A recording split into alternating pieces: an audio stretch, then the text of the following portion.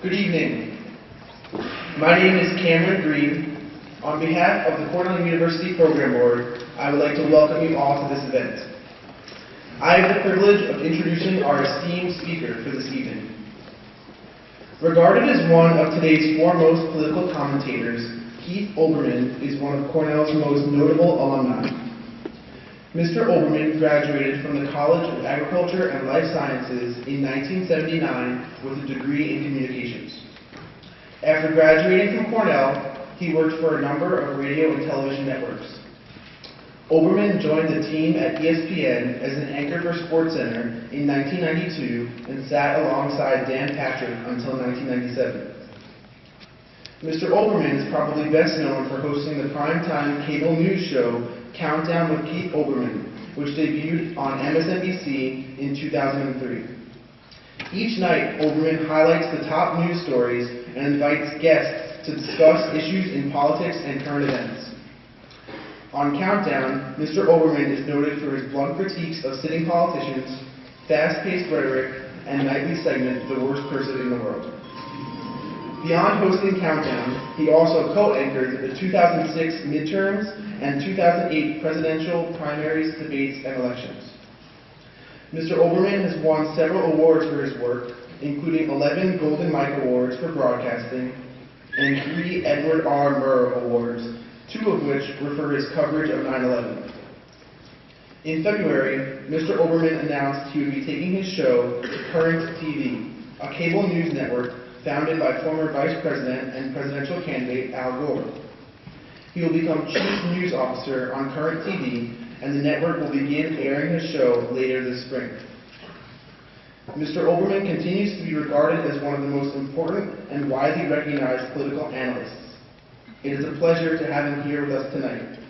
Now please join me in welcoming Mr. Keith Olbermann.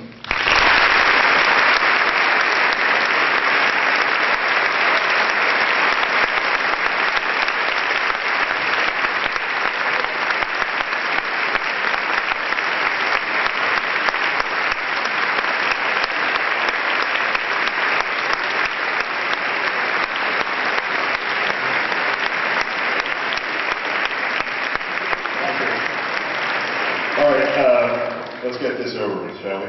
Now, you have to tweet this. All right? Everybody wave on 3. 1, 2, 3. All right. Now it's saving the HDR, so stand by for a second. Okay. All right. Oh, it's all blurry. Okay, we have to do it again. I'm sorry. It's the greatest camera I've ever owned. Apparently there's a phone that comes with some of them, but not this one. All right, now we'll do it backwards. 3, 2, 1, and then we'll wait, all right? 3, 2, 1. All right.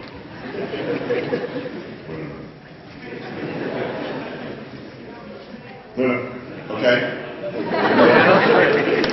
Hold on a second. Because if you don't tweet it, it didn't happen. Here we go. Thank God they don't know that it costs $25 to get out. It's Cornell. And I say that proudly. Let me explain why there's so much housekeeping. Send already. What the hell? And go away for a few years and there's no Wi-Fi. I'm here tonight as Karl Rove's opening act.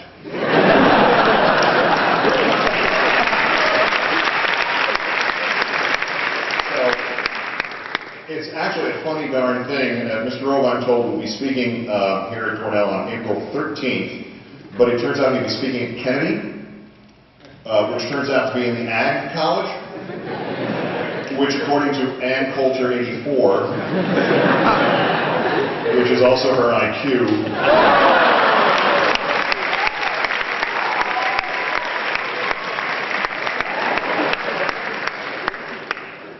difficulty degree on that joke was a 4.1. Mr. Olbermann scored a 4 point on it.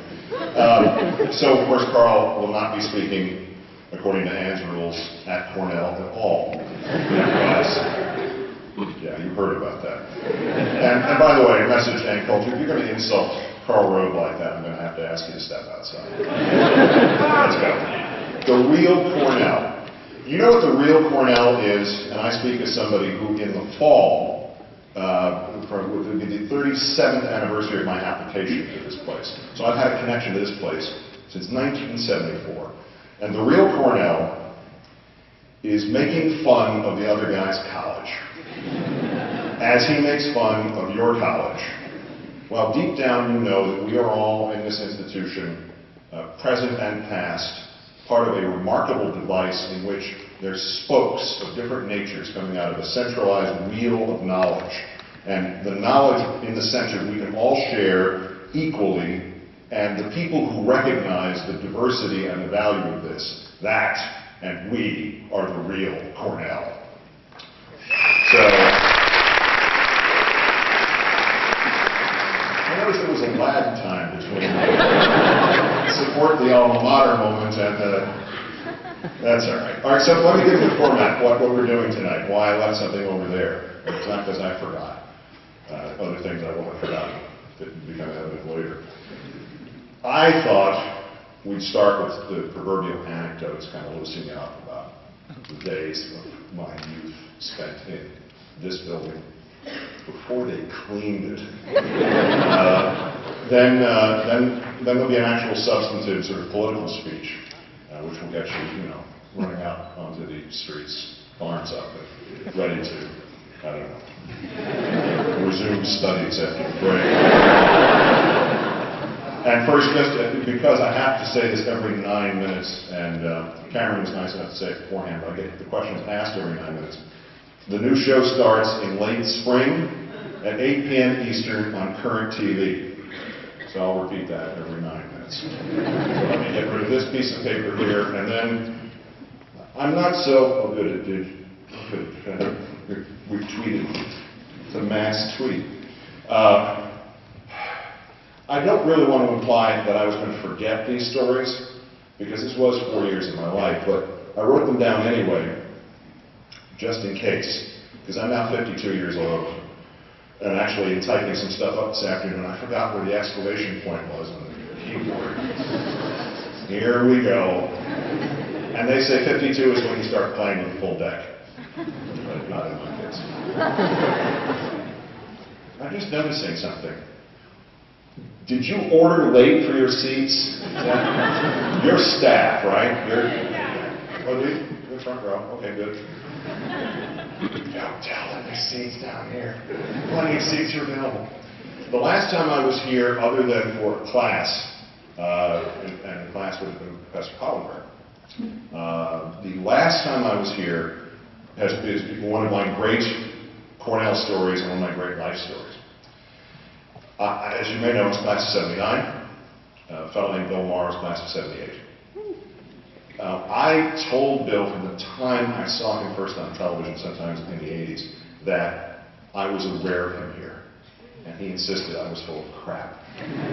That no one was aware of him. And he had no friends. He talked to no one. In other words, exactly like his life now, except for all the money and female bodyguards and the swearing on network television. Well, I just knew it, and I knew I liked his work, but I didn't like him particularly, and I wasn't sure why that was. What bothered me about this guy? Some memory was stuck there. And then one day it all came together. I was on his show in March of 2009, and after his show they have a party, which is a lot of fun, and everybody meets, and all the guests visit, and all the staff comes in, and have a good time. And I was saying to him once again, I was aware of you at Cornell. And he was saying, no, the only people who were aware of me at Cornell were the kids from Ithaca High to whom I sold things.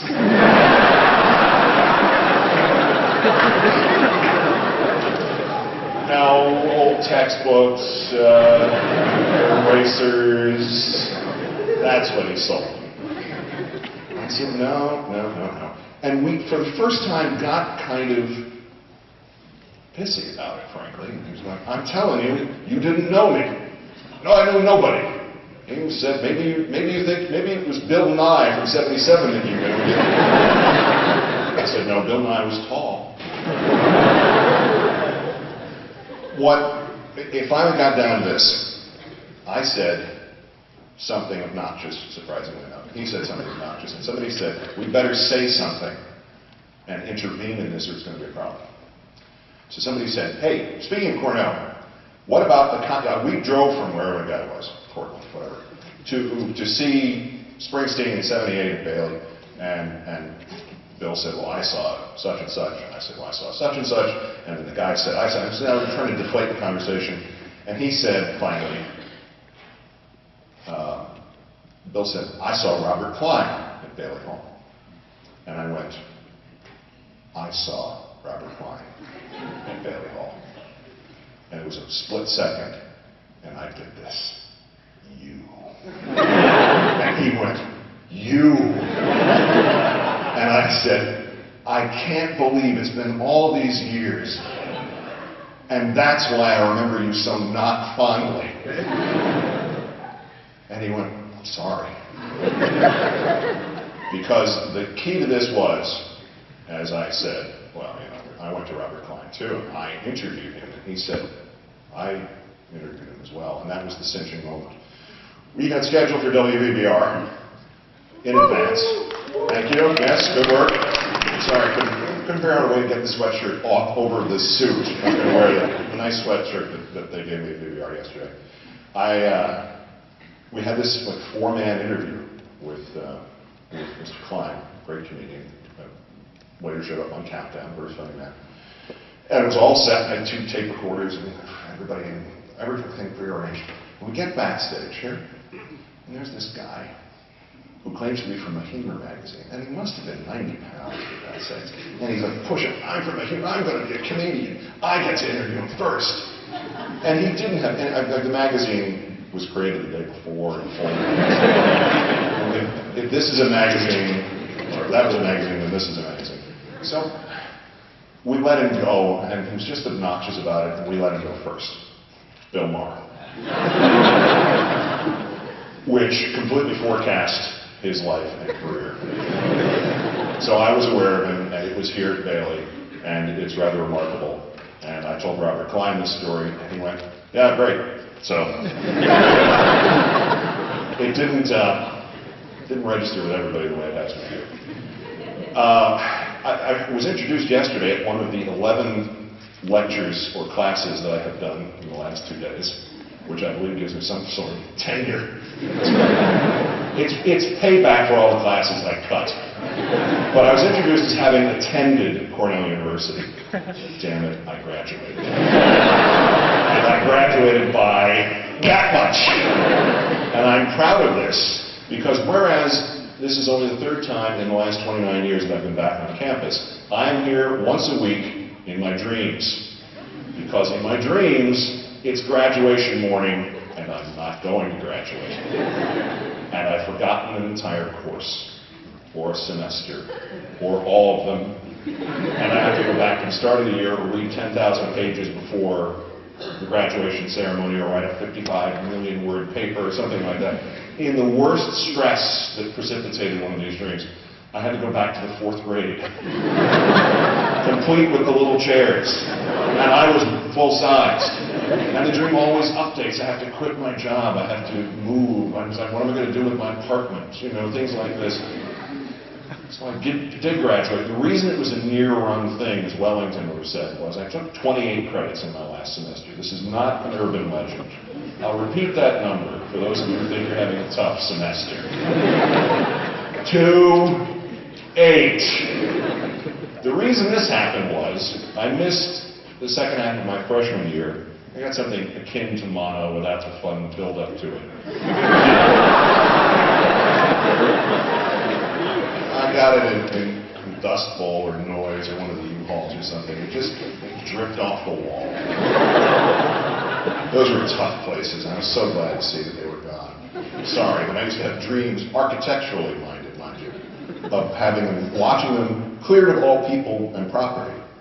blowing up in numerical order to the tune of the 1812 Overture. Boom, there goes number one, as you can see. All right, so I graduated with those 28 credits in the last semester because I missed the second half of my first year and let alone. I thought that's a pretty good education for what I wanted to do. And every once in a while I'd lose a class here or there and fall further and further behind. The last time I did this, in October 1978, my dear late dad said, "You know, I'm not paying for a dime of this after June 1st of next year."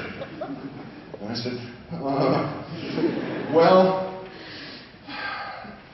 I have to get 42 credits out of the way between now and then. How the hell am I going to do that? So I looked into things, and I made a few phone calls, and I checked a few books, and guess what there was not? There was no rule that said you couldn't. So I registered for 28 credits, and my advisor called me and went, "You can't do this." Russell Martin was his name, not the catcher. He was a parliamentarian. There's an award, an intercollegiate parliamentary procedure competition, the Russell Martin Award, which just touches me in a way that I know I can't convey to anybody. It's just a wonderful idea. And Russ said, "You can't do this. There's a college rule against it. You can't go 28 credits, you'll kill yourself. Or one of your professors will kill you." And I said, "Well, look, I've looked into this. There's no rule against it." "Oh, come on." I said, "I made the call. So if you want to waste a phone call, go ahead, you do." And the call went like this. What do you mean? You mean there's no rule? They can take as many as they want? Well, don't you realize if they figured that out, everybody's going to take 28 a semester, and we'll have people graduating in 2 years. We're going to lose a lot of money that way. This is Cornell.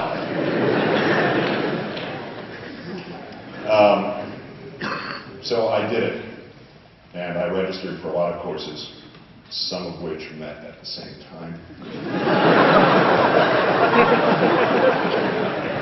Sure enough, one time I had to hand in one final paper. I got a little sick. I had an ear infection. I had everything done, but I didn't have the paper done. Then I went to meet the TA, and I don't mean meet her at a specified time. I mean meet her for the first time. And I walked in and I went, "I have no excuse for this. I haven't been to your section at all. I understand when you hand the papers back or exams and my name's called out, the entire room erupts in laughter as if I was going to be there. I understand that. But look, I'm just sick as a dog. Here are all the notes. I'll hand that in if you need that. Probably wouldn't pass, but if you can give me a day, I can write it probably by tomorrow morning." And she looked at me and she said, "So you're Olbermann." Wow, it's like meeting Sasquatch. She said, "You know, it's a good thing for you that I listen to WVBR every morning and hearing your sportscast all these years, because otherwise I wouldn't know who you were. Get out of here, and I want that paper by noon tomorrow." So that was one of the reasons I graduated. But I didn't know that I had graduated. I was the Friday before graduation. So this is May 25th, 1979. Not to say that the dates are indelibly ingrained nor the pressure in my memory, but there it is. And I got a call from Dad. Dad said, "You know, we're not making that drive if you're not graduating." And I said, "Well, I wasn't intending to go if I'm not graduating either." So what do you know? I said, "I don't know." He said, "Make a call." I said, "All right, I'll make a call." And the call went like this. "Hi, did I graduate? Spell the last name, please." "Well, B-E-R-M-A-N. Just a moment." Puts the phone down. Now the woman's voice is for some reason louder than it was when she was talking. "Doris, did Olbermann graduate?" No. Olberding is in hotel.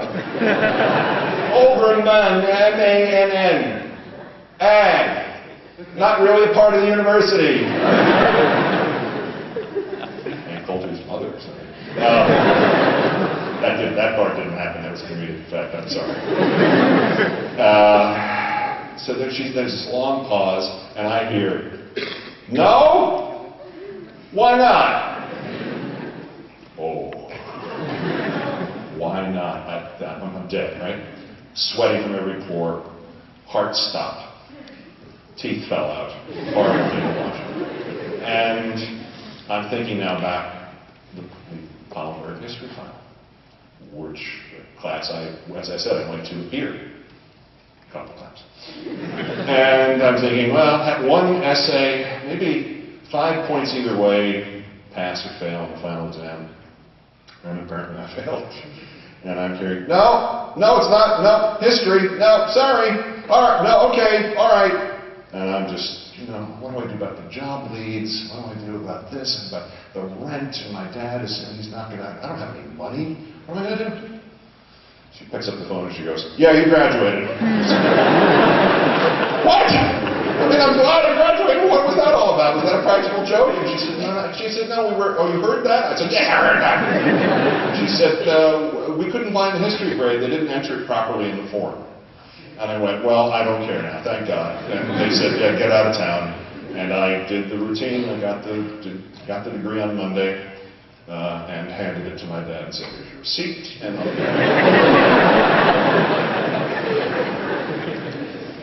so, several times though, apart from that last semester, I almost didn't graduate. And one of the most significant ones occurred thanks to the fine administrations of a great history professor who I happened to have lunch with yesterday, Joel Silby, who is indeed a great, exciting, inspirational and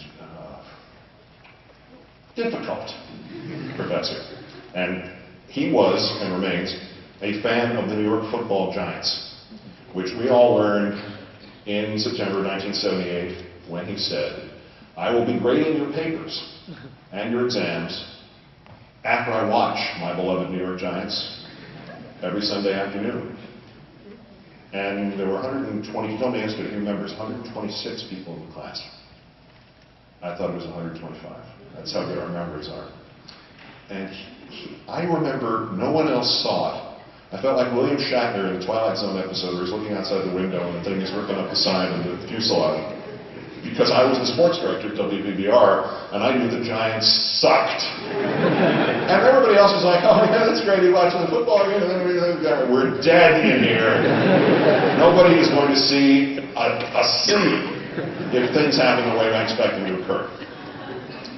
Well, of course, my prediction for the Giants turned out to be really optimistic. In 1978, they were winning, not the last, but one of the last games of the season in December, in the Meadowlands in New Jersey, where miracles happen. Those of you who don't know football, I'll try to explain this in some detail. The Giants were winning, the game was being broadcast here. They were winning by 4 points in the waning moments, and they had the football. So they had, all they had to do was one play without losing the ball. And the quarterback, Joe Pisarcik, needed only to grab the ball and stuff it in his mouth, down his jersey like in MASH, and fall on the ball or something. Instead, Joe decided to practice something, and he handed the ball off to the running back, Larry Zonka, who was doing what he was supposed to be doing. He was protecting the quarterback with his arms like this. Therefore, the handoff hit Zonka in his elbow. It bounced to the turf and up into the air, where Herman Edwards, a cornerback for the Philadelphia Eagles, picked it up and started to run in the direction of the goal. Sitting with a few friends at WBBR, they went, wow, and then somebody else went, look at that, and somebody else went, oh, and I went, no! I got a B-. I did an informal survey of the other kids in the class. That was the third highest grade out of 126. But now, and only now, after lunch with Professor Silby, do I understand exactly how dangerous the whole thing was.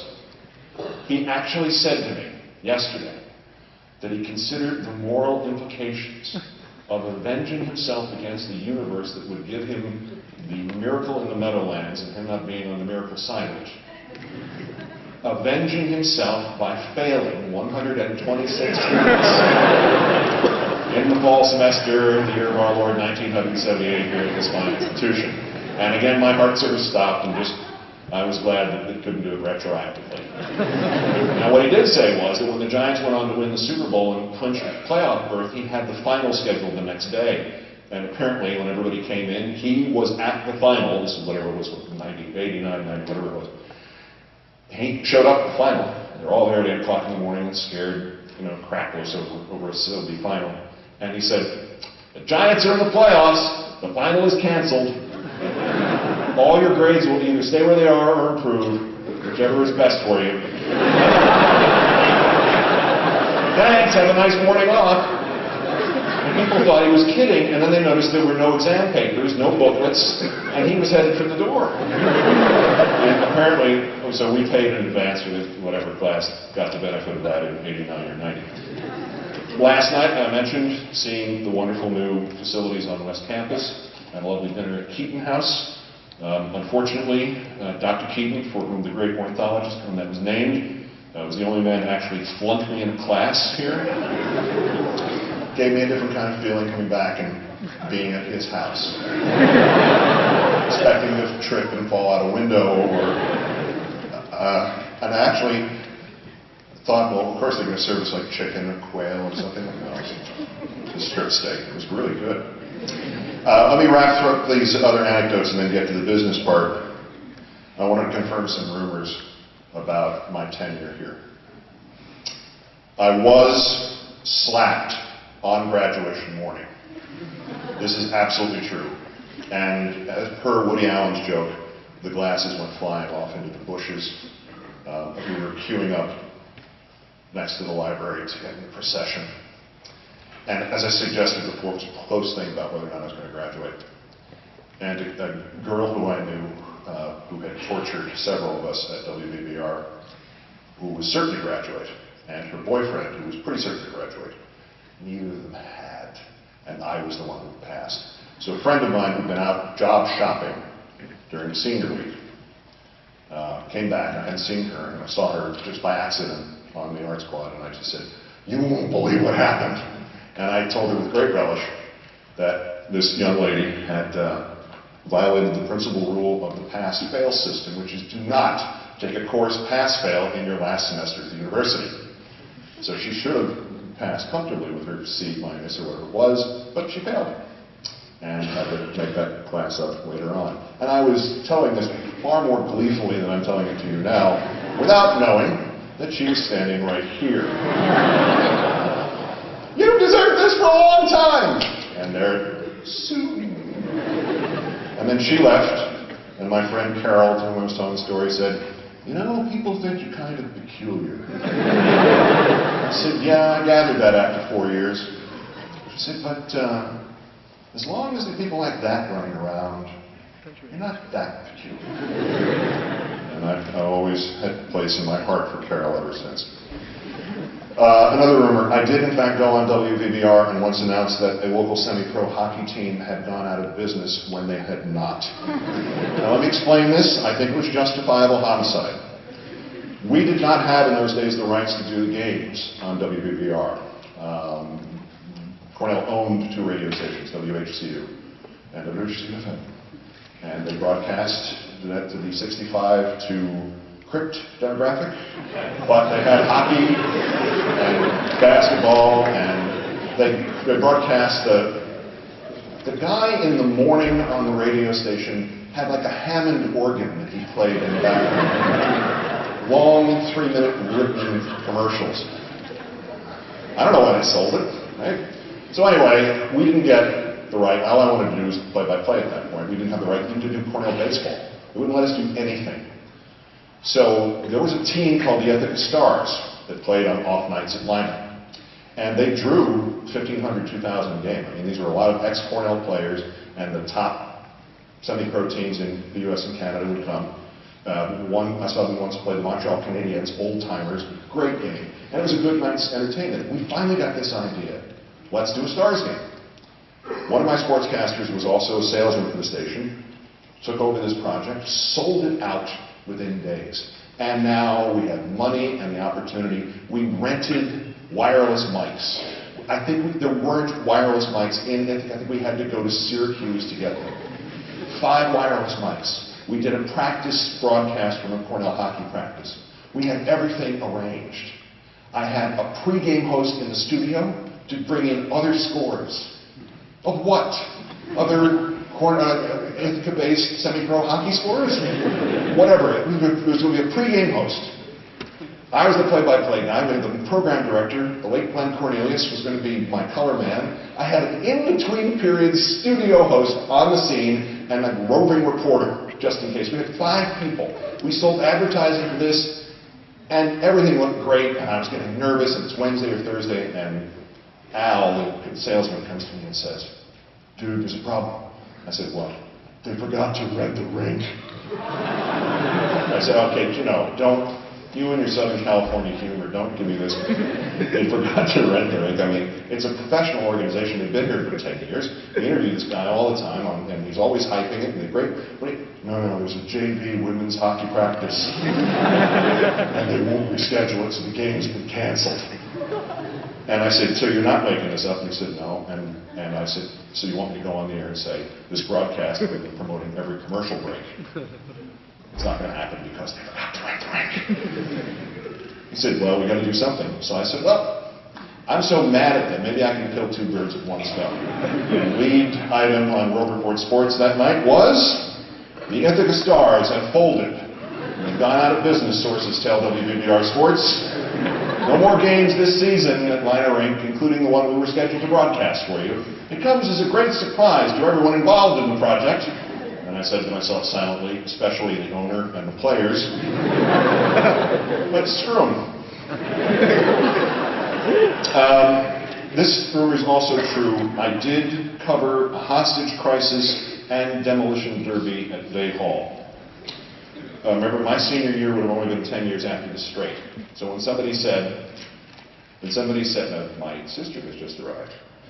Let's welcome my sister and my niece and my nephew."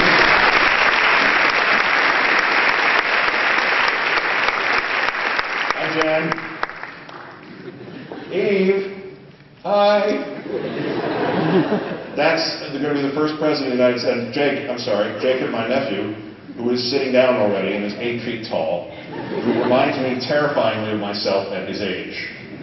Eve, by the way, will be the first president of the United States ever inducted while wearing her tap shoes. So we're waiting for that to happen soon. She really is the best. So these guys came down from Rochester. So thank you kindly. I'll see you guys in a little bit. So we'll wrap this up now with that. All right, so there was 10 years after the strike, with guns and bullets, more importantly, there was a call on a Friday night, late in the semester, to BBR that there was some sort of hostage situation at Bay Hall. And I was doing the news on Friday night. Nobody around. Well, we get the mobile unit, which was equipment that the late John Hill, very well known at WBBR, stole from somewhere. And we go up and park somewhere around the campus store, and the IPD is there with lights. I mean, this looks like a big thing. And gradually, working my network of sources in the university, we discovered that this hostage crisis consists of 3 kids who are now not going to graduate because they didn't repay their loans. And they're holding no hostages. What they've done is they have no weapons. They're in the office and they've asked people to stay late until they resolve this. So this is some sort of voluntary hostage drama. And it's not about society or race relations or poor versus rich. It's about these guys who didn't pay their loans back. I mean, as I said, there's a sea change. There's something about the economic interests of the universities that has just changed right in front of us. Well, that was only the beginning of it. While we're waiting for these guys to say, okay, you can go home now, suddenly, off on the avenue, I see a car doing like 2 miles an hour coming towards the scene, and what is clearly a very tall man from the driver's seat almost got his head out the passenger window. I mean, it's got to be a big guy to do this. And by driving this way, not surprisingly, even at 2 miles an hour, he slams into a parked car. Now the police see this, and they think, okay, suddenly this is violent. And they start running over, hands on holsters. And thereupon emerges from the car Cornell University President Dr. Frank Rhodes. And if we didn't know this, he helped by shouting, "I'm Frank Rhodes! I'm Frank Rhodes!" And he was wearing a tux. And I was on the air in one of the updates, and I said, our non-hostage drama has just turned into the demolition derby with President Frank Rhodes, driving car number 1. So he was a little surprised, and the whole thing obviously ended peacefully, but it was one of my great moments. And I mentioned this to somebody who said, "Can you write this up for me, because we'd like to include it in the history of the university." Apparently it had been suppressed. So I mentioned it. I was turned down, this rumor is also true, I was turned down for a job at a local radio station called WTKO, and was told by the general manager, the sports director, and the news director that not only was I not going to get a job there, but I would never succeed in this business unless I changed my attitude. And then he told me this, then shortly thereafter graduated to being the traffic reporter in Rochester in a plane, and he had that job for a while and then got fired. Leading me to the conclusion, and my advice that I give students at all times, just remember it's possible that the person who won't hire you is not smart enough to. Just think of the possibility it's them. What else? We used to run a race called the Phi-Sci 500, that's also true. Required running up from the Phi-Sci lot through College Town, stopping at 5 of the 715 bars that operated at the time, and drinking an 8-ounce beer. Then running through College Town and down William Street across the bridge.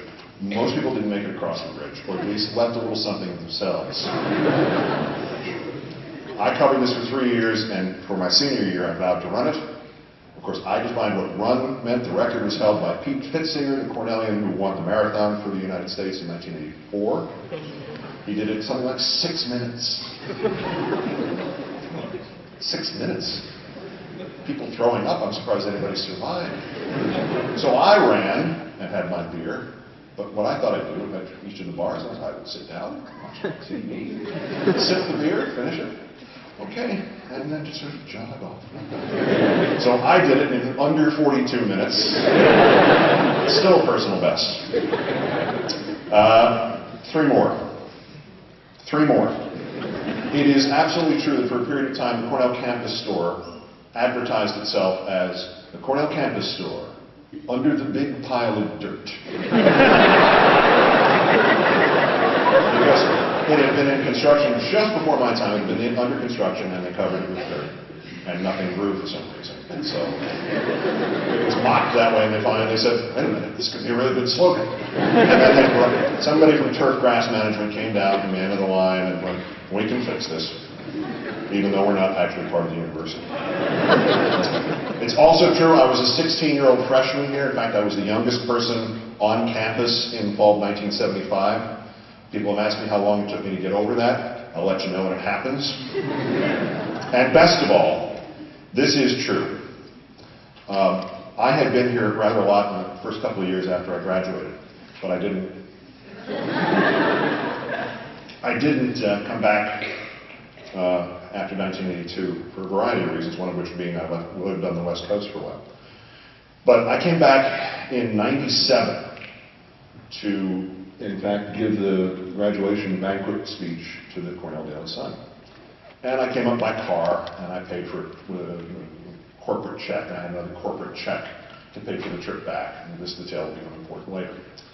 And I walked into WBBR for the first time in 15 years, and there was a guy named Phil Shapiro, who has been there since 1966, who was there yesterday, who will always be there.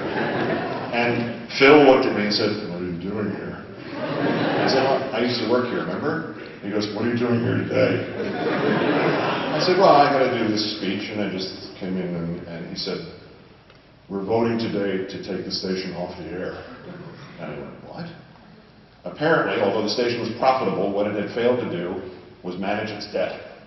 And they were in a terrible situation, not because they weren't doing well, but because there was too much debt and too much interest to pay on the debt. So, they were going to have a vote and take the station off the air for the summer, which meant it would never get back on the air. The place that gave me everything I have in my life, let alone my career, and that of 100 other people currently in broadcasting to this day, who are beholden to this place and to BBR. And I said, this is awful. And I suddenly remembered I had done a commercial for Boston Market, Eat Something campaign, where I appeared amid these very, very thin models. They said, I feel the hunger within, and I came in and went, eat something.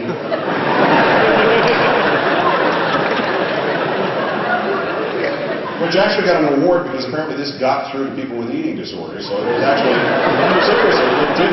No, there's no joke implied by that. It actually got through to people who said, oh, I see now, this is ridiculous. Maybe there's something I can do about it. So, unfortunately, it killed off Boston Market because, as an aside, they wanted to sell, they weren't selling any lunches. They were only selling these $16 dinners. So they said, let's sell lunches with the big fat sportscaster. We'll do that. And then we'll have people in there for $5. It never occurred to them that perhaps people who paid $16 for dinner would instead pay $5 for lunch. So every time the commercial worked, and it worked very well, they lost $11. A year of that, and you're $800 million in debt. And that's why Boston Market has never had a commercial with a person in it ever again. But anyway, I made this money, and my income was going to be double what it had been the year before. My accountant had said, you need to give away $50,000 to some charity. So back to BBR on this horrible day in the May of 1997. And I sit down with the general manager, he's ashen already. And I said, what happened? And he tells me the whole story. I said, well, what is the debt I'm expecting? $11 million. And we're sitting in the room, the business office at WBBR. And this was a place where I had gotten to know a dear friend of mine named Glenn Cornelius, who I mentioned before, who died at the age of 39. He left a wife and several kids. Died suddenly, had a heart defect that he didn't know about. He was blathering away as I am now, and next thing he knew, he was gone.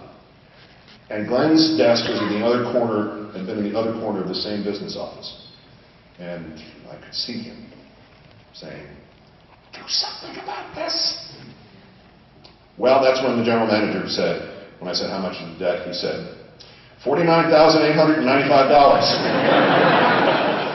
I took out my wallet, and there was the extra blank check, because the car company would only take one check for the round trip. They didn't want two checks. So I had a blank check with me, and the need to give away $50,000, and they needed $49,800. So I said, I'm going to have a little fun with this. And I said to the guy, how much do you need to keep it open until tomorrow?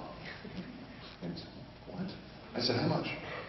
Oh, I don't know. I mean, with the lights and the electricity, and I don't know. I said, well, $30, keep it open until tomorrow. Well, what good will that do? I said, here it is, $30, keep it open until tomorrow. And he's like, you're insane. I said, no, tomorrow I'm going to give you a check for $49,970. You have to name the air studio after Glenn Cornelius. And when you sign on Cornell hockey for the first time on WBBR this winter, I will pre-record the welcome and take the money, and the station did not shut down. So if you ever wonder about right place and right time, and the good fortune that can come for being in the right place at the right time, remember that story. Because that was one of the greatest moments of my life. Because they owed me much more, or I owed them much more. Now they owe me much more. It wasn't a loan, it was a gift. So it was a great opportunity. And those are my anecdotes, and that's the soft part of the evening, until we get to the questions where I'm sure you can beat me up appropriately.